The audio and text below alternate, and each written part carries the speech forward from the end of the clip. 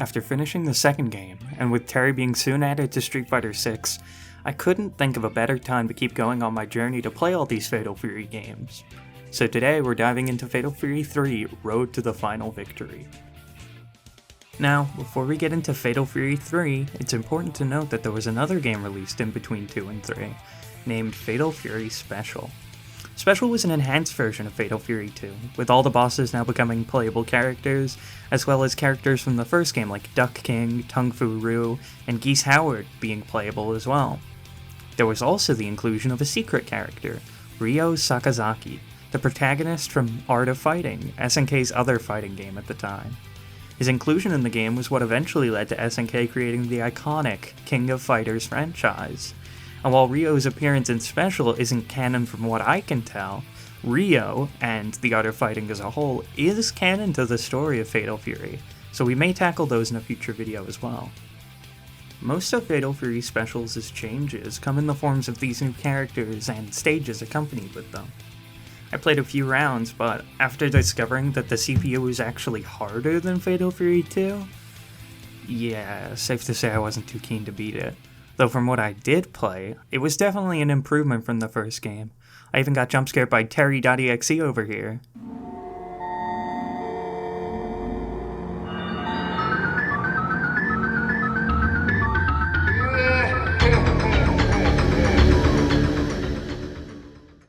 So yeah, no trauma aside, let's move on. So, now 3 years later from the release of Fatal Fury 2, we finally get the newest game in the series, Fatal Fury 3 Road to the Final Victory. From what I was able to gather, Fatal Fury 3 has quite the mixed reception upon its release, with some people claiming that the roster being smaller was a bad change, or how some of the new characters feel bland and uninspired, but others seem to praise the game for its new added mechanics and charm. So, going in with this, what will I think? Well, let's dive into it.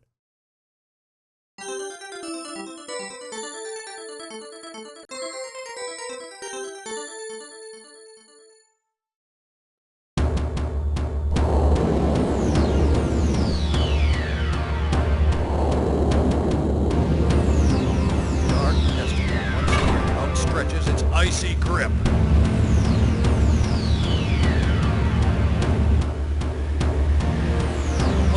Wolves are back!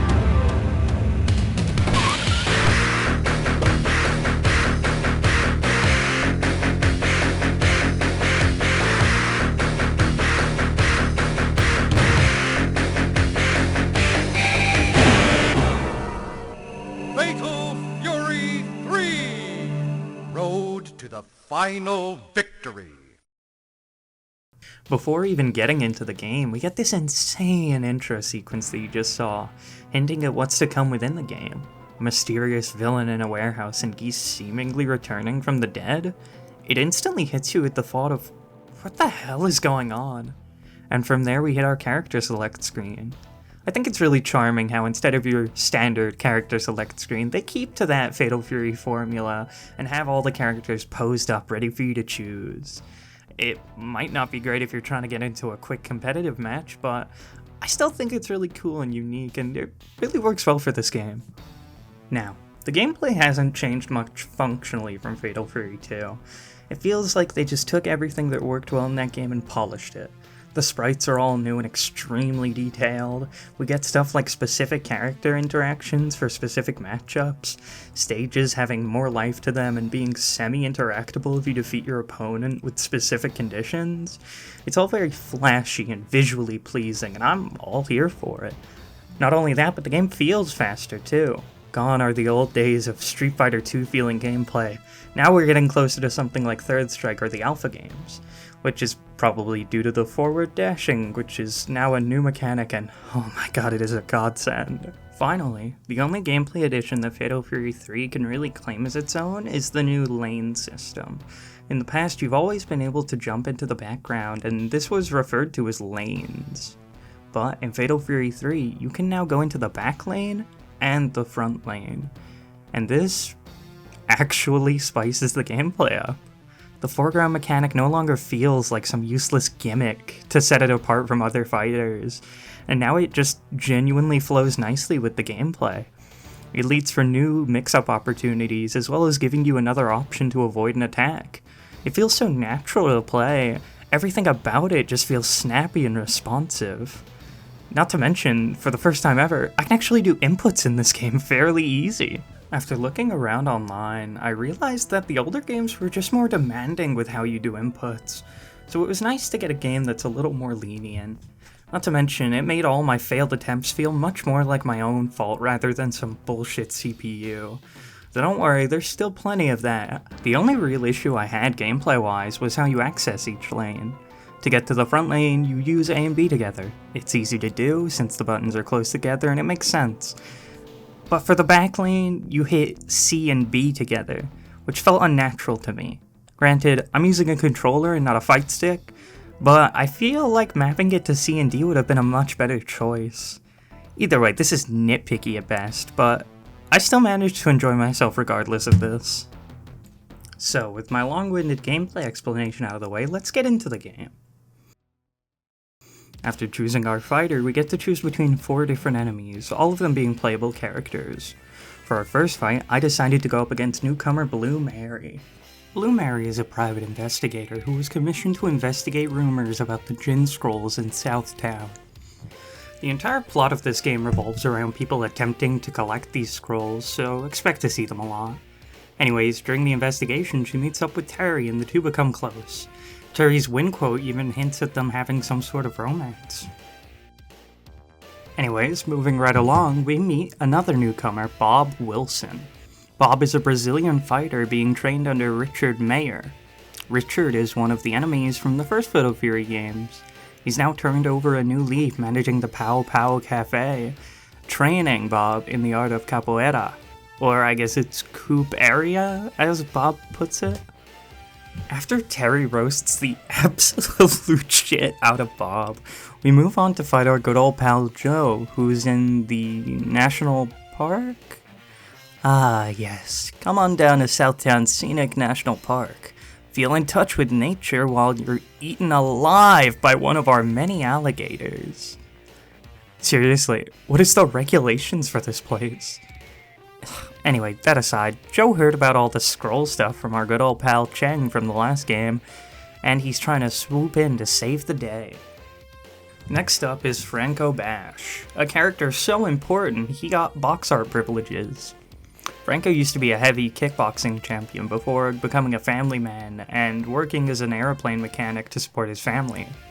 However, after his son was kidnapped by the mysterious man in the intro, Franco was on a quest to defeat the man and reunite with his son. Moving on to our next fight, we're up against my... Wait, what? I've seen fighting games put up a "here's the next fighter" on my screen, but... accident? That makes it sound like Terry just walked past a car crash on his way to beat up some random guy on the street. But no, contrary to the name, this fight is no accident, as we get to fight the main antagonist of the game early. The mysterious man from the intro makes his grand appearance. Yamazaki is a member of the Chinese mafia who is hired to protect the Jin Scrolls, including the Scroll of Immortality. In the intro, we actually saw him defeat many of Geese's men and taking some of their scrolls for himself. I think the idea of getting jumped by the main antagonist partway through the story is super interesting. With most fighting game villains, you rarely get to build some sort of connection to them, so having this random fight in between makes them feel a lot more special. Not to mention you can lose this fight and still continue the run, making most people probably want to try even harder to get to the final boss to get their revenge. If you win, you actually get this little cutscene that really helps flesh out the story of the game. This is when Terry finally learns about the importance of the scroll, as well as having a stroke, I think. After Terry had an accident, we then get back on track and meet up with Mai. She also seems to be looking for the scrolls. Anyways, we beat up Mai, tell her that this game is for good boys and girls, before Andy catches wind of us beating his schmootsy poo, and we get into a good old sibling fight. Well, after Andy goes full weeb mode, we tell him to get off our case and walk on as we meet a new character, Han Fu. Now this guy was the biggest hurdle that the game threw at me. I spent a ton of time fighting this guy.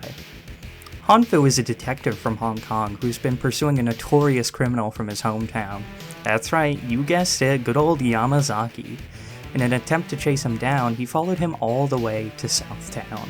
This fight was definitely the hardest one in the game for me, and I'm sure you're wondering, oh, what weird CPU mechanic did it have this time? Or, it was so difficult because of one move, right? Well, the truth is, it was just a difficult fight. It wasn't anything insane, nor did it have some crazy advantage over me. After all, Hanfu is one of the playable characters in this game. It really just boiled down to trying to play my cards right and learning not to whiff attacks, since the CPU can be extremely brutal. So learning from what I have in the first 2 games, I locked in like crazy and I was eventually able to beat him. And while everything from here on out was easier, it definitely wasn't a walk in the park. So now we move on to our final new playable character in this game, Sokaku Mochizuki. Sokaku is a part of a clan of Buddhist monks that are sworn rivals to the Shiranois. He's a character that tries to get what he wants by any means necessary, and so he wants to find and destroy all the Jin scrolls. His rather intense demeanor coupled with his really weird amusement park stage was kinda interesting. He also has some really wacky attacks like this command grab where he throws mini versions of himself to attack you, but other than that, he was manageable. Next up, fan favorite Purple Terry returns, this time with a new blue outfit and slight brain damage. Terry, the monkey's behind you. This fight clearly isn't important to the story, so I'd like to take this chance to gush about the beautiful stage design here. This one in particular is by far my favorite. I love how the monkey's the one to turn on the boombox at the beginning of a round, and it's just visually stunning. Once again, big shoutouts to the stage designers here, they did an incredible job. We gave Blue Terry the good old 1-2, and now we move on to probably the most interesting fight of the game. That's right, it's time for a rematch. Terry versus Geese. Why is Geese back? I don't know. I'm assuming it has something to do with the scroll of immortality that the whole game is focused around, but all I know for sure is I'm gonna bite you so bad! Geese is a beast in this game. Not as bad as the first game, but still a force to be reckoned with. He has all his iconic moves, as well as being able to grab your attack even if it's from a different lane. For some reason when he defeats you, he sounds like Vegeta. Come on! But other than that, Geese is such a threatening character in this game, and his stage reflects that. To be completely honest, I thought I had reached the final boss at this point, completely forgetting about Yamazaki just because of how cool this fight is against Geese. In the end, Terry does what Terry does best, and defeats Geese. After his defeat, he just stands up, laughing maniacally. We get this really cool cutscene between the two, Geese admitting Terry's strength, but saying he's a small frog in a tiny little pond. Geese then seems to fade into the fire, escaping with all the scrolls as we hear a helicopter in the sky. It's our good pal Cheng, and just in the nick of time too. We hop aboard Cheng's helicopter and make our way to the other side of South City, where we then meet up with Yamazaki. Hanfu lays on the ground defeated as we arrive. Cheng rushes Han to a hospital and we begin our final fight against Yamazaki.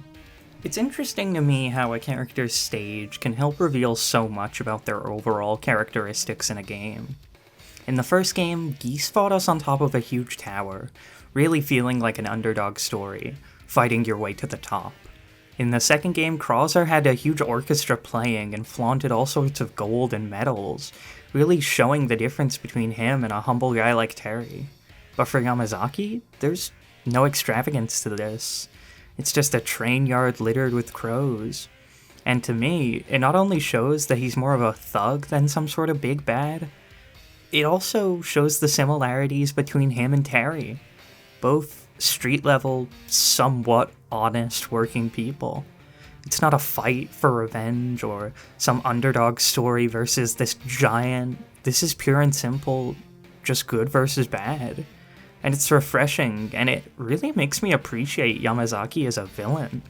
The fight was intense, but fun. And by the time it was over, I honestly felt like it had only just begun. And to some extent, I was right. After defeating Yamazaki, he's taken in by the police, but before he leaves, he tells you that there's something important in Delta Park. We head on over where we meet the game's real mastermind, the Jin Brothers. They wish to collect all the scrolls in order to obtain immortality, and depending on your score, this fight can go drastically different. I didn't get the secret ending, so I only managed to fight the first Jin, which is Jin Chonchu. But if you manage to get a high enough score, you get a different stage along with a special cutscene, and you get to fight the other Jin brother, Jin Chonrei. The special cutscene shows him looking down at his brother, vowing to defeat Terry in a rage. After finishing both brothers, they lie on a pedestal, claiming that their blood is the blood of death, and that their death was the only way that their stories would end. It's a tragic fate, and it definitely bumps Terry's murder charges up by 2, but then the game decides to take a very different approach that I really love. After all the fighting and hurt done to obtain this immortality, Terry just talks to them. And through these conversations, he's able to actually get through to them, to show them that immortality is just a dream, that their search for life instead corrupted them, prevented them from enjoying the life that they actually had.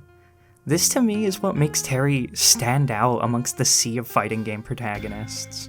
Sure, he's always down to throw hands, but at the end of the day, he's a very kind and caring person. And this can be seen in his final victory screen where we see him talking to a new character named Howard, telling him to call him Pops. And that was the story of Fatal Fury 3. And I'm not really sure what those early reviewers were talking about. This game is by far the best that the series has to offer so far. It has amazing visuals, the gameplay feels smooth and responsive, and it had an amazing story with a bunch of flair to it. Would I ever play this game again? Well, the truth is, I actually already have. After finishing the game for the first time, I decided to go a few rounds as Geese, and it was a ton of fun. If there ever was a fighting game in this series that I would recommend thus far, it would be this one. It was a blast from start to finish, and it makes me even more excited to see where the series goes on from here. So with that being said, thank you for joining me on my journey, and I'll see you guys in the next video for Fatal Fury Real Balance.